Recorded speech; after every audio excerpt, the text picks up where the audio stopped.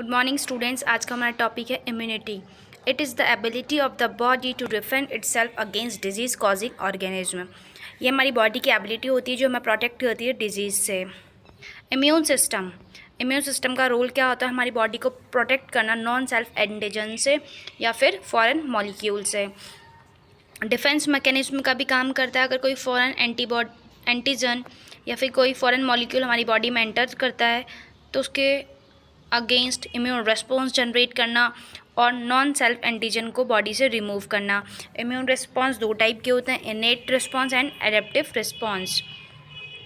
Immune system can protect us from, जो हमारा immune system है हमें दो तरह से प्रोटेक्ट करता है। एक तो होता है नॉन सेल्फ एंटीजन जो हमारी बॉडी में बाहर से एंटर करते हैं, वो क्या होते हैं? फॉरेन मॉलिक्यूल्स हो सकते हैं जो हमसे रिलेटेड नहीं होते, हमसे क्या होते हैं? जेनेटिकली डिससिमिलर होते हैं। और उन फॉरेन मॉलिक्यूल्स और हमारे बीच में क्या होता है? लार्ज फाइलोजेनेटिक डिफरेंस होता है। जैसे कि एग्जांपल हो गया bacteria, virus, parasite and fungus. Second है self altered antigens, endogenous antigens भी बोलते हैं।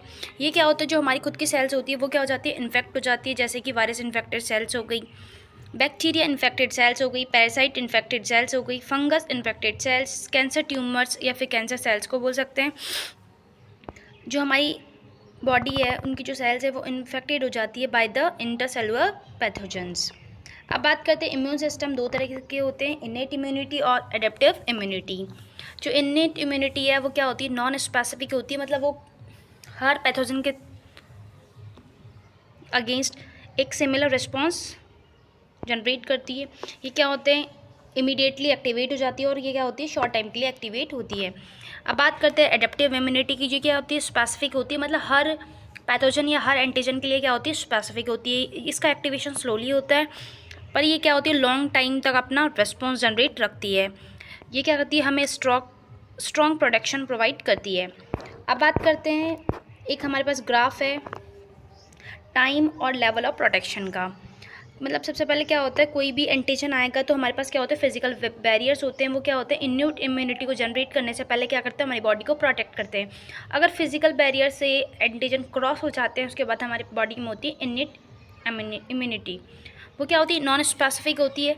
अगर इन्नेट इम्यूनिटी एंटीजन को किल कर दे तो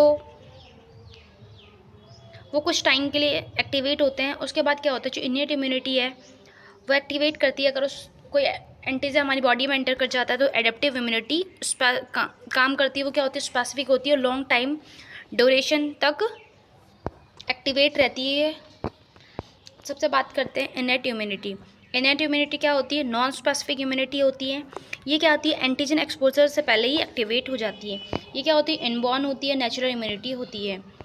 ये इम्यूनिटी इमीडिएटली एक्टिव होती है पर शॉर्ट टाइम के लिए होती है। इसका जो रिस्पॉन्स होता है वो फास्ट होता है और ये हमें क्या करती है? जनरल प्रोटेक्शन प्रोवाइड करती है। अब बात करते हैं इन्नेट इम्यूनिटी के कंपोनेंट्स क्या होते हैं। तो सबसे पहले जो एग्जांपल है वो है फिजिकल बैरियर्स हो गए, जिसमें आते हैं skin, mucous membrane, hair cilia, lysozyme, जो कि प्रेजेंट होता है टीयर्स और सलाइवा में। उसके बाद बात करते हैं digestive enzymes in mouth, stomach, और क्या हो सकता है? केमिकल सीक्रेशंस हो सकते हैं स्टमक में, एक्सीएल। Internal defensor cells, innate immunity में अगर कोई एंटीजन हमारी बॉडी में एंटर कर भी जाता है तो इनेट इम्यूनिटी में कुछ इंटरनल डिफेंसर सेल्स प्रेजेंट होती है, जिनके एग्जांपल्स हो गए macrophages, dendritic cells, natural killer cells, neutrophils, eosinophils, basophils and mast cells. Innate immunity activate करती है एडेप्टिव इम्यूनिटी को। हमारे ब्लड में कुछ प्रोटीन्स प्रेजेंट होते हैं जैसे कि इंटरफेरेंस हो गए, कॉम्प्लीमेंट प्रोटीन्स हो गए, डिफेंसिन हो गए।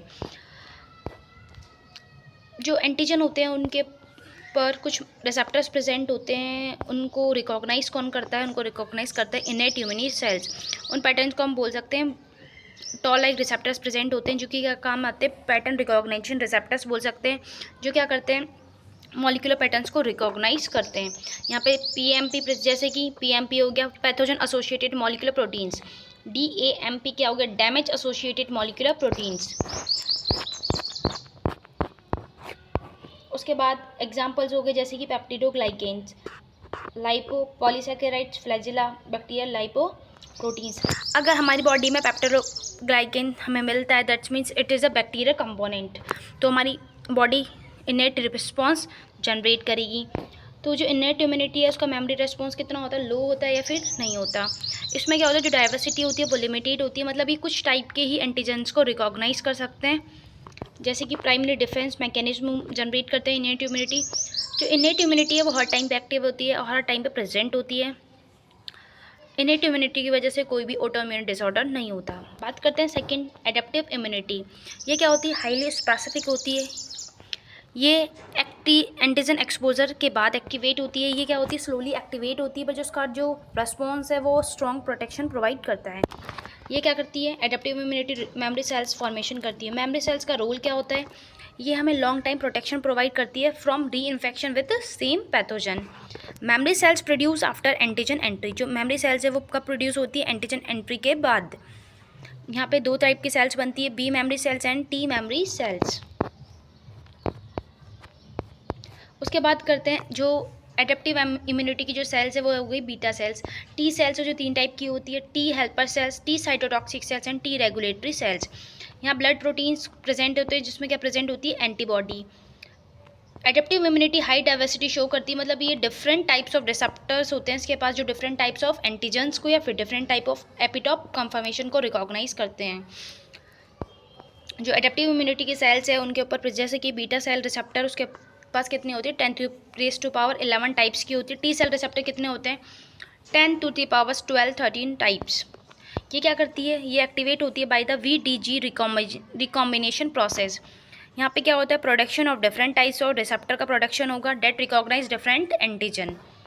अब बात करते हैं जो एडेप्टिव इम्यूनिटी है वो क्या करती है, ऑटो इम्यून डिसऑर्डर क्रिएट करती है। Our immune system activated against self antigen and destroy self sales.